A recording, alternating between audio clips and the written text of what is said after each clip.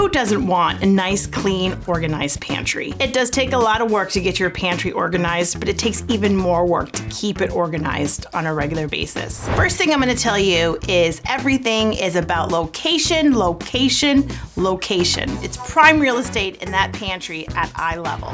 Let's assess your family's needs. Do you have little ones that need to be able to reach or maybe not reach some items? Are there items that only come out once a year? Or do you have stuff that hasn't seen the light of day in 2 years?